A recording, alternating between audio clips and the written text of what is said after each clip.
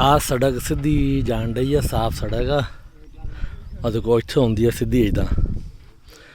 ਤਾਂ ਡਰਾਈਵਰ ਨੇ ਗੰਦਮ ਦੀ ਭਰੀ ਟਰਾਲੀ ਕੱਢ ਲੱਗਦੀ, ਐਨੂੰ ਖਾਲਾ ਟਪਾ ਕੇ ਟਰੈਕਟਰ ਐਨੂੰ ਕਰਤਾ ਐਂਦਾ, ਪਤਾ ਨਹੀਂ ਕਿੱਦਾਂ, ਪਤਾ ਨਹੀਂ ਸ਼ਾਇਦ ਨੀਂਦ ਆ ਗਈ ਡਰਾਈਵਰ ਨੂੰ। ਡਰਾਈਵਰ ਕੋਲ ਪੁੱਛਾਂਗੇ ਕਾਹਤੋਂ ਇੱਦਾਂ ਹੋਇਆ ਹੈ, ਜਿਹਨੇ ਦੱਸਤਾ ਸਿੱਧਾ ਸਿੱਧਾ।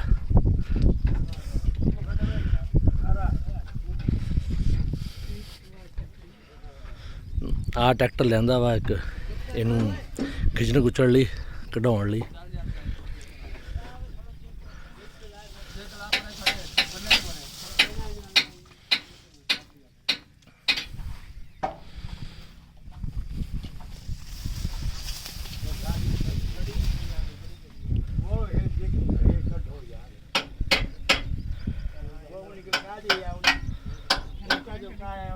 हैं